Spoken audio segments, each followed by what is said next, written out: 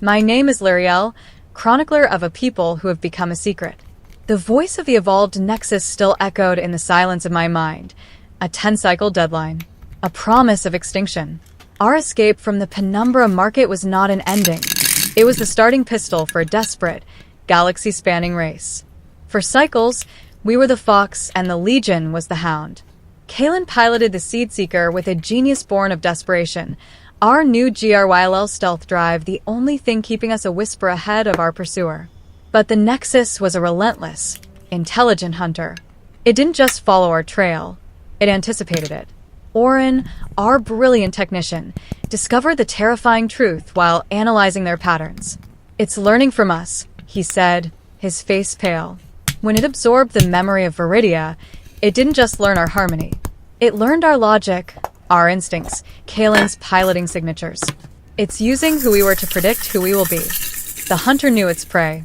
Hiding was no longer an option. Our only chance was to do something so illogical, so suicidal, that the Nexus's perfect predictive models could not account for it. We found our chance in an uncharted system, a cosmic river, an unstable gravitational current that flowed between two black holes. To enter it was to risk being torn apart by tidal forces. But it was the one place the Legion ship could not follow. Kalen, his hands steady, his mind a fortress of resolve, piloted us into the storm. The journey was a nightmare of screaming alarms and groaning metal. We were tossed and battered, the very fabric of our living ship crying out in protest. We emerged on the other side, broken and drifting, but alive. We were in an unknown sector, far from the established star lanes. We were lost, and we were alone. It was in this state of near despair that our sensors detected a faint, structured signal, an artificial beacon coming from a nearby planet. The world was a marvel, a forge world, according to the fragmented Signian logs on the Oracle. An entire planet that had been converted into a silent, automated factory, covered in continent-spanning forges and dormant production lines. We landed our battered ship in a vast, empty plaza, the scale of the silent machinery around us humbling. As we stepped out, a single figure rose from the metallic plains to greet us. It was a colossal being, easily 10 meters tall, its body a beautiful, intricate latticework of silver and gold. It was an automaton, an AI, and its voice was the calm, patient hum of a machine that has been waiting for a very, very long time.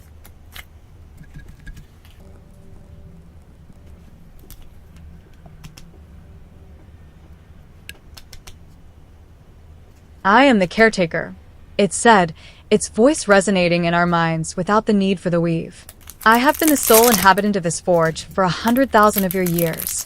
I was created to maintain the great works and to await the arrival of a designated heir. You are not who I expected, but you carry the energy of the precursors. You carry a key. It led us to the planet's core, to a vast data archive. It recognized the memory crystal I carried. It knew of Viridia. It knew of the Legion. And it told us a story that changed our understanding of the universe. The first architects were beings of balance, the caretaker explained. They understood that consciousness was a fire.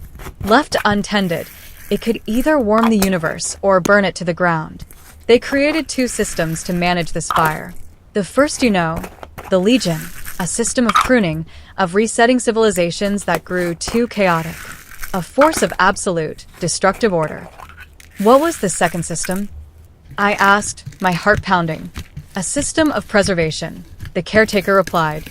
A network of shelter worlds, hidden in pocket dimensions, where promising young races could be nurtured in secret, protected from the Legion's gaze. A handful of these sheltered civilizations still exist. They are the other children of the architects. This was it. The third way. Not just to fight, but to find allies. The caretaker explained that the Forge's purpose was to create the tools for these civilizations. It had been dormant for eons. It offered us a choice. It could use the Forge's immense power to repair and upgrade our ship beyond anything we could imagine. But it required a specific, complex psychic frequency to unlock the primary systems. A frequency only a race that still possessed a harmonious psychic nature could produce. I can open a temporary conduit, it said, to one of the shelter worlds. to a race of crystalline beings known as the geodes. They are masters of psychic resonance, of shaping thought into energy. If you can convince them to help, they can sing the song that will awaken the forge.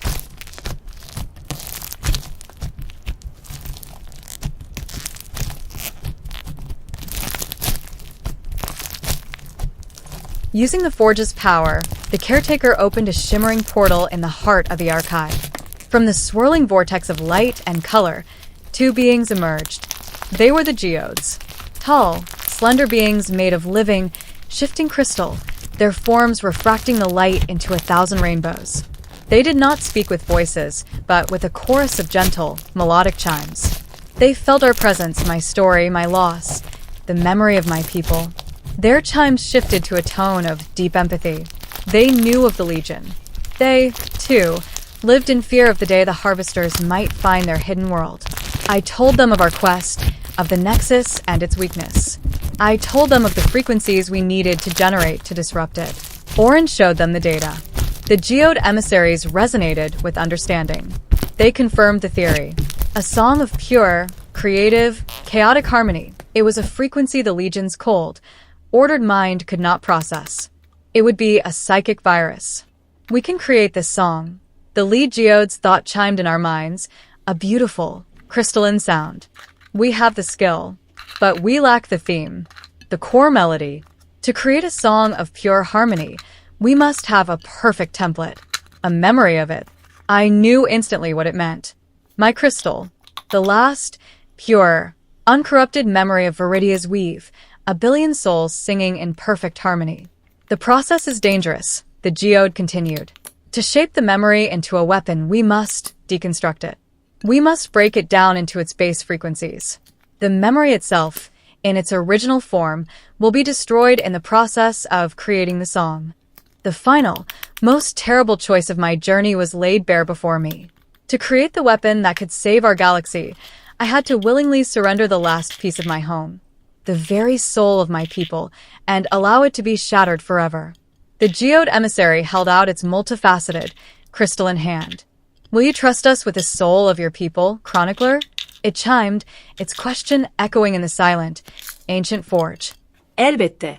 En son yazdığımız, Lyraelle'in ilk mimarların ocağında, Forge of the First Architects, o imkansız seçimle karşı karşıya kaldığı hikaye için hem etkili hem de güzel bir kapanış metni hazırladım.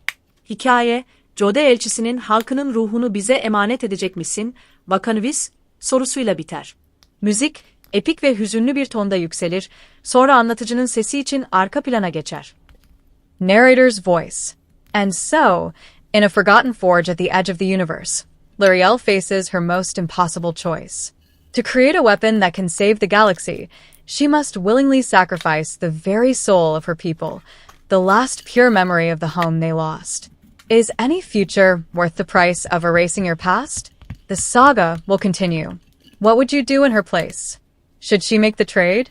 We want to read your thoughts on this heartbreaking dilemma in the comments below.